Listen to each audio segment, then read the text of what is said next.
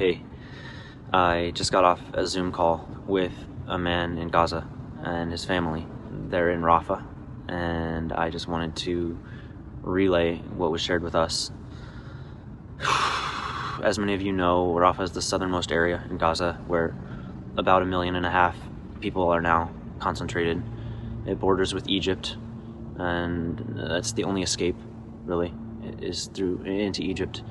It's their only route out, but Egypt is basically robbing them, of whatever little money they have left, or whatever money they can raise to get through. The Arab League of Nations has a law that says Gazans should be allowed to cross into Egypt without even a visa. And he said normally he could get into Egypt for $100 to Cairo, but now it's $5,000. And for children it's $2,500. So to get out with his wife and his child and their baby, they would need $15,000. The baby was just born in October, so this is a barely 5-6 months baby, and they only have enough clean water for the baby. The rest of them are drinking dirty water and lacking food. We asked him about the aid and what aid is getting in and what's happening, and he said that the UN and the World Food Kitchen are the major organizations getting the food in and actually providing it for free to the people, but those are also the ones targeted, as we just saw this week. The World Food Kitchen getting bombed, and we've seen the UN trucks getting bombed.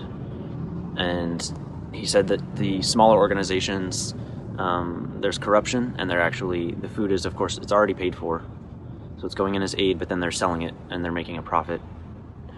But most of the people in Gaza don't have money. They've run out of money at this point, or they left their homes and they didn't have money. They escaped with their lives only. And he would have had enough money. He had some gold at their home that he could have sold and gotten his family into Egypt, but it's under the rubble now.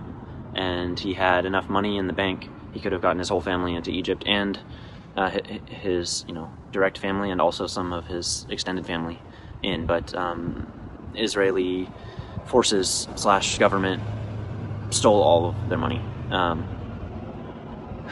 They would call it the freezing of the assets or something, and say it's to prevent terrorism, which we know by now is bullshit. They're just robbing. It's mass theft. It's a core element of genocide. The Nazis did it to the Jews during the Holocaust. It's rob them for all they're worth before you kill them, or as you kill them, or displace them. And so he has nothing. I'll wait to post this until we get the fundraiser link so I can share that for their family.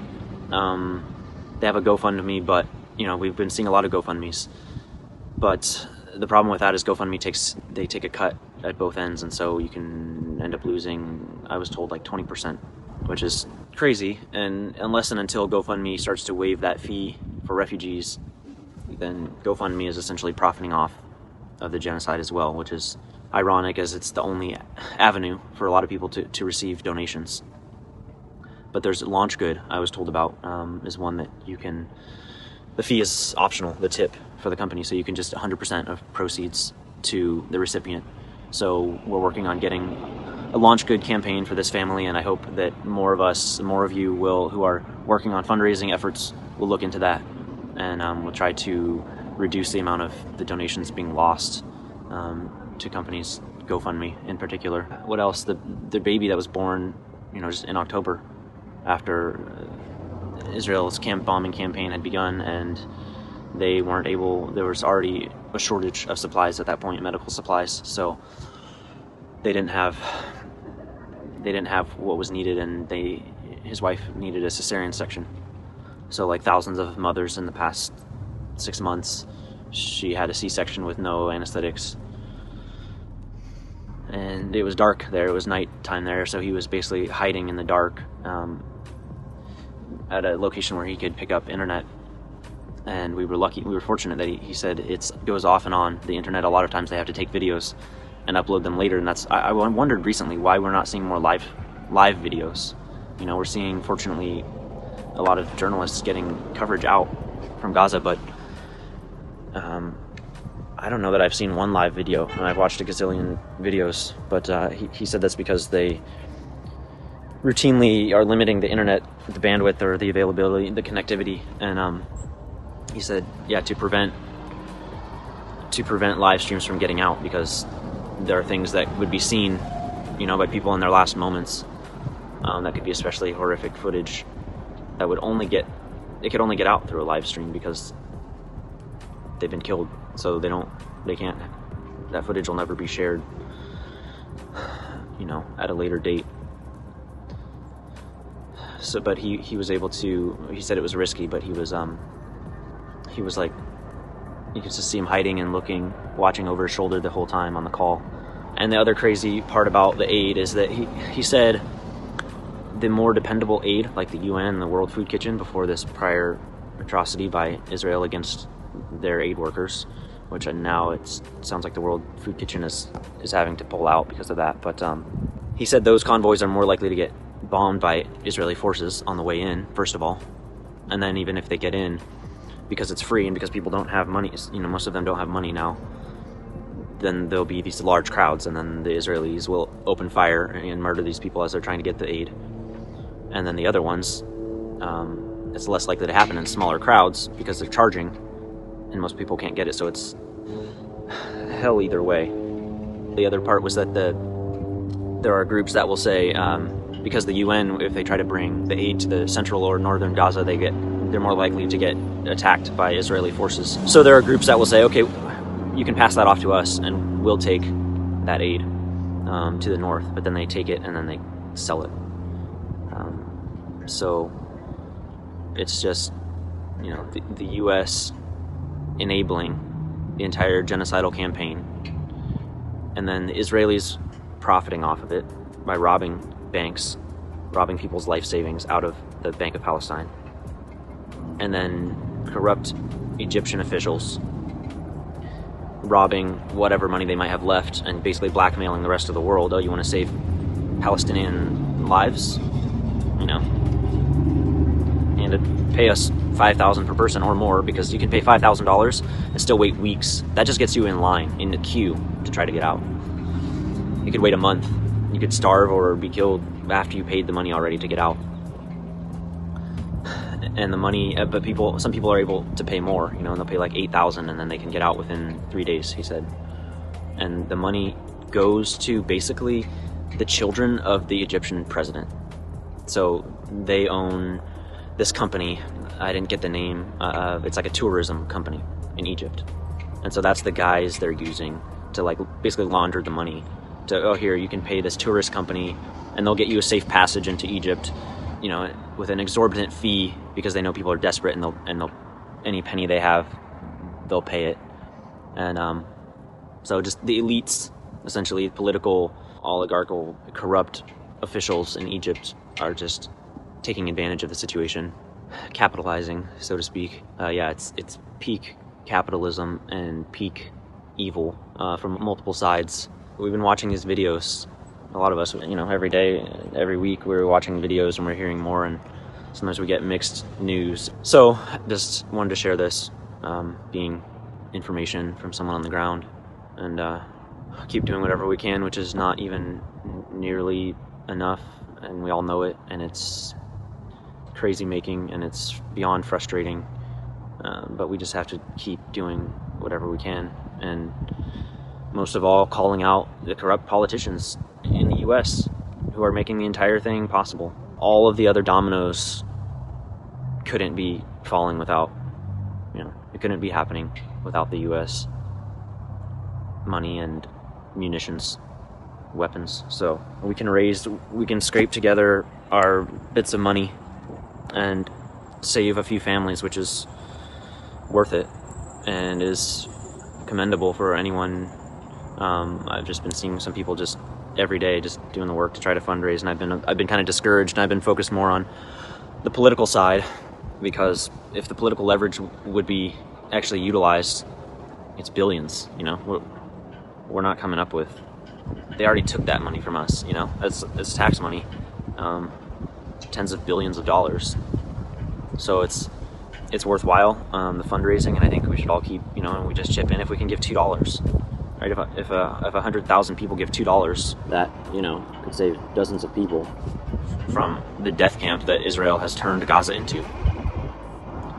And at the same time, it's so crucial that we demand our government to be, our money should not only be used, not being used to massacre these people. We should be airlifting people out. We should be having them on ships and bringing them. I know they don't want to leave, a lot of them, and there are those who have said we will die here before we will leave here. But there are many who wouldn't hesitate to leave. If they had the option to take a plane or a ship or a bus to another country, and even if it's just to a refugee camp where they have a tent, literally, but it's a tent where they're not going to get bombed by Israel and the U.S. and it's food aid that they're not going to get shot while they're carrying, getting their bag of flour, and it's having fuel to even cook and having some bit of hope, to start over. That's what should be happening, but it's not. So I think we have to keep pounding on every door, and trying to see where we can make any kind of progress and headway towards ending the completely insane and inhumane genocidal campaign being waged by Western colonialism and imperialism against the people of Palestine, and doing whatever we can locally and in our own, grassroots efforts to send money directly. That's one other piece I'll say. We asked them about, because they have family already. They already evacuated most of their family, he said, has already gotten out to Egypt. And the man translating, who was his family member, said that their family's out of money. They've, their whole extended family is drawn on whatever resources they had to get most of their family out to Egypt. And we asked if they could, start a launch good fund there, so that it would just go direct. When we donate here locally, it could go directly to them in Egypt, and he said people in Egypt can get picked up and questioned by authorities, and if they find out they're raising money for people in Gaza, and they can just take the money. So even that wasn't really a great option. So it's even it's okay, here's your bribe money, here's your $10,000, $15,000, $20,000 to save this little family's life, right, who had nothing to do with Hamas. He was an UNRWA aid worker. That was his job before the genocide. He was delivering food to people. Now he's in line hoping to get a little bit of food for his family to survive. But yeah, even that, pulling together money to pay off the bribe, and there's still more hurdles and more hoops to jump through, and corrupt law enforcement to dodge, just to try to get that money to the family, so that at least Egypt gets, these corrupt officials in Egypt get the money, but and the family gets through, rather than Egypt just seizing it anyways and no one getting through. It's so disturbing from every layer and every level and every side. The fact that they still have faith, and that they still have goodwill, and that they're still praying, and they're still playing. Even these children, they're the most resilient people I've ever seen, and these children, they're in the sand in the refugee camps, and they're still, that they could even still smile or laugh or dance. It just shows the absolute resilience and just the heart, just such strong hearts. It's humbling and moving, and just hearing him over the call, there's tears coming to my eyes, because I just couldn't. It's beyond imagining. We're just feeling the most distant ripples of what they're going through, and it's intense, and they're just completely enmeshed and immersed in suffering. He said everything you're seeing on your phones and all the videos and the terrible things you've seen, he said it's nothing compared to the reality. It's just barely an inkling. It can't even do justice. The worst things you could see on your phone, because they're surrounded by it on all sides, and it's the sights and the smells and the sounds and the shock waves all at the same time, 24/7. And these children are dying, who, some of them, we see them, we see the blood down their faces, and we see the bodies, but there are also people who look basically normal, and their organs have been crushed internally by the bunker buster bombs, the 2,000-pound that the U.S. and Israel are dropping. And that's really how we have to frame it. It's the U.S. and Israel. It's absolutely a joint atrocity, and who knows if or how or when the world will ever see or apply justice to the people responsible. But it starts in our hearts. Before this call, we watched an interview with a leader of the Muslim community, and he shared a quote from the Quran that translates to, "Our God does not forget." And there's another quote that I read recently that was, "If you cannot do good with your hands, at least do good with your words. And if you cannot do good with your words, at least feel it and know it with conviction in your heart." So I'll leave you with that. Everything and anything that we can do, that you can do, is worth doing. And whatever we can do, the most we can possibly do to try to help, really, is the least we can do.